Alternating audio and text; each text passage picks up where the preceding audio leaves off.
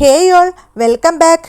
ഈ ഒരു മാസത്തിനുള്ളിലാണെന്ന് തോന്നുന്നു മെൻസ്ട്രുവൽ കപ്പ് ഉപയോഗിച്ചാൽ ഉണ്ടാകുന്ന സൈഡ് എഫക്റ്റിനെ കുറിച്ചും അവർക്കുണ്ടാകുന്ന ചില അനുഭവങ്ങളെക്കുറിച്ചും മദർ ചാനൽ പ്രിയ എന്ന ഒരു യൂട്യൂബ് ചാനലിലൂടെ ഒരു വീഡിയോ പുറത്ത് വന്നിട്ടുണ്ടായിരുന്നു. ഡോക്ടർ സീത മാഡം അതിന് എഗെയിൻസ്റ്റ് ആയിട്ട് കുറച്ച് കാര്യങ്ങൾ പറയുന്നുണ്ട്. ഞാൻ സീത മാഡം ചെയ്ത വീഡിയോ ആണ് കണ്ട്, ഞാൻ സീത മാഡത്തെ ഫോളോ ചെയ്യുന്ന ഒരാൾ കൂടിയാണ്.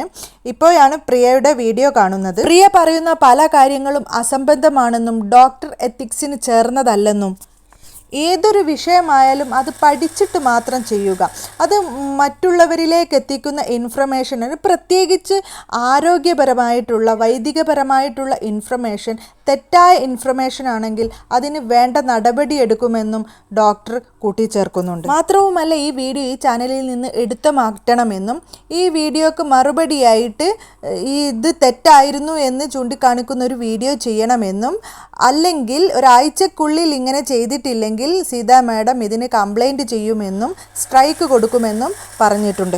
ഈ വീഡിയോക്ക് താഴെ വന്ന മെസ്സേജ് കണ്ട് സീത മാഡം ഞെട്ടിയെന്നാണ്. ഇതിനെ അനുകൂലിക്കുന്നതും പ്രതികൂലിക്കുന്നതുമായിട്ടുള്ള ഒരുപാട് പേർ രംഗത്ത് വന്നിട്ടുണ്ട്.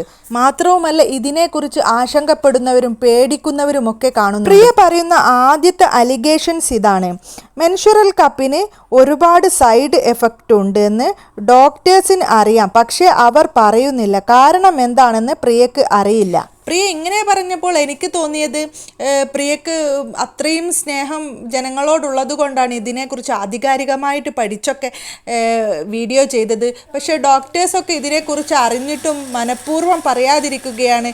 ജനങ്ങൾക്ക് എന്ത് വന്നാലും ഡോക്ടേഴ്സിനൊന്നും ഒരു പ്രശ്നമില്ല എന്ന രീതിയിൽ. എന്നാൽ അതിനുത്തരമായിട്ട് സീത മാഡം പറയുന്നത് ഇങ്ങനെയാണ്: ഡോക്ടേഴ്സ് അതിന് മറുപടി പറയാത്തത് പേഷ്യൻസിനെല്ലാം എന്തെങ്കിലുമൊക്കെ സൈഡ് എഫക്റ്റ് വരട്ടെ എന്ന് കരുതിയിട്ടാണ്. ഒരു ഡോക്ടറും തൻ്റെ പേഷ്യൻറ്റിന് സൈഡ് എഫക്റ്റ് വരട്ടെ എന്ന് ആഗ്രഹിക്കില്ല. സൈഡ് എഫക്റ്റ് മെൻസ്ട്രുവൽ കപ്പ് ഉപയോഗിച്ചാലും പാഡ് ഉപയോഗിച്ചാലും വരും. എന്നാൽ മെൻസ്ട്രുവൽ കപ്പ് മറ്റെല്ലാത്തിനേക്കാളും താരതമ്യേന സൈഡ് എഫക്റ്റ് കുറവാണ്. ഡോക്ടേഴ്സ് കാര്യമായിട്ട് ഇതിന് സൈഡ് എഫക്റ്റ് ഇല്ലാത്തത് കൊണ്ടാണ്, താരതമ്യേന കുറവായത് കൊണ്ടാണ് ഇത് പറയാത്തതെന്ന് ഡോക്ടർ സീത പറയും. നെക്സ്റ്റ് പ്രിയയുടെ അലിഗേഷൻസ് ഇതാണ്: വൈസ് ഡിസ്ചാർജ് ആണ്. വൈസ് ഡിസ്ചാർജ് വജൈനയിലോ വജൈനയെ ചുറ്റുമുള്ള ഓർഗൻസിൽ ഏതെങ്കിലും പ്രശ്നമുണ്ടാകുമ്പോഴാണ് ഡിസ്ചാർജ് ഉണ്ടാകുന്നത് എന്ന്. അതിന് ഡോക്ടർ സീത മാഡം കൊടുത്ത മറുപടി ഇങ്ങനെയാണ്: ഈ ഒരു കാര്യം ഞാൻ ആദ്യമായിട്ട് കേൾക്കുകയാണ്, നിങ്ങൾ ആരെങ്കിലും കേട്ടിട്ടുണ്ടോ എന്ന് നമ്മോട് ചോദിക്കുന്നുണ്ട്. വജൈനയുടെ ഉള്ളിൽ വജൈന ക്ലെൻസ് ചെയ്യാൻ വേണ്ടി വജൈന തന്നെ ഒരു ദ്രാവകം പ്രൊഡ്യൂസ് ചെയ്യാറുണ്ട്. സെർവിക്സിൽ നിന്നും വരുന്ന സെർവിക്കൽ മ്യൂക്കസ്, വജൈനയുടെ വാൾസിൽ നിന്നും വരുന്ന ഫ്ലൂയിഡ്, ഇതൊക്കെയാണ് വജൈനൽ ഡിസ്ചാർജ് എന്ന് പറയുന്നത്. പ്രിയ പറയുന്നതെല്ലാം ശുദ്ധ അസംബന്ധമാണെങ്കിലും ഇതാരുടെ മനസ്സിലുണ്ടെങ്കിലും അത് ഡിലീറ്റ് ചെയ്യണമെന്നും സീത മാഡം കൂട്ടിച്ചേർത്തു. നെക്സ്റ്റ് പ്രിയ പറയുന്നത് ഇൻഫെക്ഷനെ കുറിച്ചാണ്.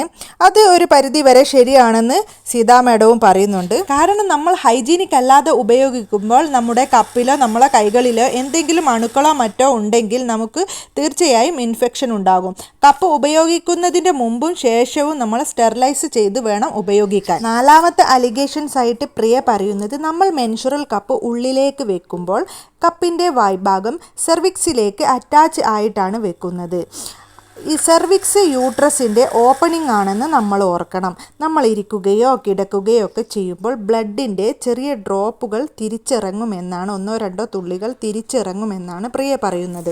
ഇതിന് സീത മാഡം പറയുന്നത് ഇങ്ങനെയൊന്നും സംഭവിക്കില്ല, ഞങ്ങൾ ഡോക്ടർ പറയുന്നത് നിങ്ങൾ ദയവ് ചെയ്ത് കേൾക്കണമെന്നാണ്.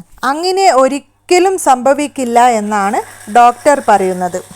അടുത്ത അലിഗേഷൻസ് ആയിട്ട് പ്രിയ പറയുന്നത്, നമുക്ക് ഇമ്മ്യൂണിറ്റി പവർ കുറവാണെങ്കിൽ നമ്മുടെ ബ്ലഡ് സെൽസ് പൊട്ടി ഗ്രോത്ത് ആയി മാറുമെന്നാണ്. എന്നാൽ സീത മാഡം അതിന് പറയുന്ന മറുപടി, ബ്ലഡ് സെൽസ് അങ്ങനെ പൊട്ടിപ്പോകുന്ന ഒന്നല്ല. ഇമ്മ്യൂണിറ്റി കുറവായാലും കൂടുതലായാലും ബ്ലഡ് സെൽസ് പൊട്ടിപ്പോവാൻ വഴിയില്ല. ഇത്തരമൊരു പ്രസ്താവന നടത്താൻ വേണ്ടിയിട്ട് പ്രിയയെ പ്രേരിപ്പിച്ചത് പ്രിയയുടെ അനുഭവവും അതേപോലെ ഡോക്ടർ പറഞ്ഞത് കാരണവും ചില ആർട്ടിക്കിളിലൂടെ വായിച്ചതുമാണെന്നാണ് പറയുന്നത്. ആർട്ടിക്കിളെയോ അതല്ലെങ്കിൽ ഡോക്ടറെയോ പ്രിയ ഇതിൽ മെൻഷൻ ചെയ്തിട്ടില്ല. അതൊന്ന് മെൻഷൻ ചെയ്യണമെന്നും സീത ഡോക്ടർക്ക് അത് അയച്ചു കൊടുക്കണമെന്നും സീത ഡോക്ടർ പറയുന്നുണ്ട്. ഒരു ഡോക്ടറും ഇങ്ങനെ പറയില്ല എന്നാണ് ഡോക്ടർ പറയുന്നത്. 6ാമത്തെ അലിഗേഷൻസ് ആയിട്ട് പ്രിയ പറയുന്നത്, ബ്ലഡ് തിരിച്ചിറങ്ങുന്നത് കൊണ്ട് ഫൈബ്രോയിഡ്, എൻഡോമെട്രിയോസിസ് സിസ്റ്റ്, മറ്റു സിസ്റ്റുകൾ, യൂട്രസിലും ഓവറിയിലുമായിട്ടൊക്കെ പല സിസ്റ്റുകളും ഗ്രോത്തുകളൊക്കെ ഉണ്ടാകാൻ സാധ്യത ഉണ്ടെന്നാണ് പ്രിയ പറയുന്നത്.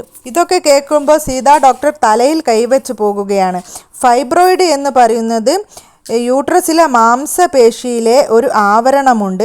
അതിൽ നിന്നും ഉത്ഭവിക്കുന്ന മുഴയാണ് ഫൈബ്രോയിഡ്. എൻഡോമെട്രിയോസിസ്റ്റിനെ കുറിച്ച് മാഡം ഇതിൽ പറയുന്നില്ല, മുമ്പ് ഇതിന് വീഡിയോ ഒക്കെ ചെയ്തിട്ടുണ്ട്. ഒരുവിധം സ്ത്രീകൾക്കൊക്കെ പീരീഡ് ഉണ്ടാകുന്ന സമയത്ത് ബ്ലഡ് 1-2 തുള്ളി യൂട്രസിലേക്ക് തന്നെ തിരിച്ചിറങ്ങുകയും ഏതെങ്കിലും ടിഷ്യൂകളിലൊക്കെ ഇത് പറ്റിപ്പിടിച്ച് ഒരു മുഴയായിട്ട് മാറുന്ന അവസ്ഥയാണ് എൻഡോമെട്രിയോസിസ്റ്റ്.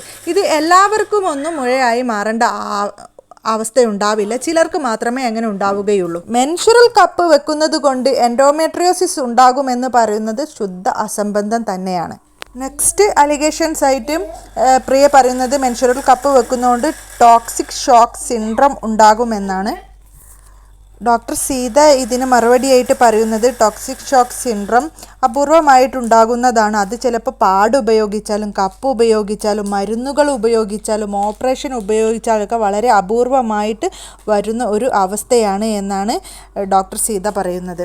നമ്മൾ മെൻസുറൽ കപ്പ് ഉപയോഗിക്കുന്ന സമയത്ത് നല്ല ഹൈജീനിക് ആയിട്ട് ഉപയോഗിക്കുകയാണെങ്കിൽ ടോക്സിക് ഷോക്ക് സിൻഡ്രോം അതേപോലെ ഇൻഫെക്ഷൻ ഒന്നും വരില്ല എന്നും ഡോക്ടർ കൂട്ടിച്ചേർക്കുന്നുണ്ട്.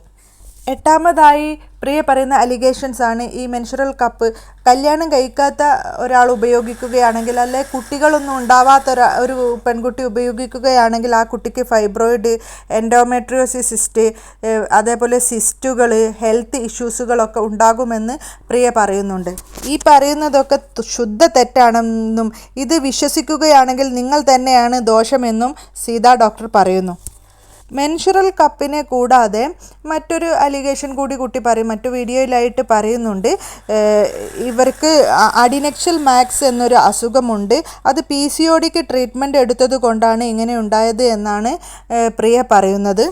PCODക്ക് ട്രീറ്റ്മെൻറ്റ് എടുത്തതുകൊണ്ട് ഇങ്ങനൊരു അവസ്ഥ വരാൻ സാധ്യതയില്ല എന്നാണ് ഡോക്ടർ പറയുന്നത്. അഡിനക്ഷ്യൽ എന്ന് വെച്ചാൽ യൂട്രസിൻ്റെ 2 സൈഡിലുമായിട്ടുള്ള ട്യൂബിനെയും ഓവറിയെയും കൂടി പറയുന്ന പേരാണ്. പിന്നെ മാസ് എന്ന് വെച്ചാൽ മുഴയെയാണ് സൂചിപ്പിക്കുന്നത്.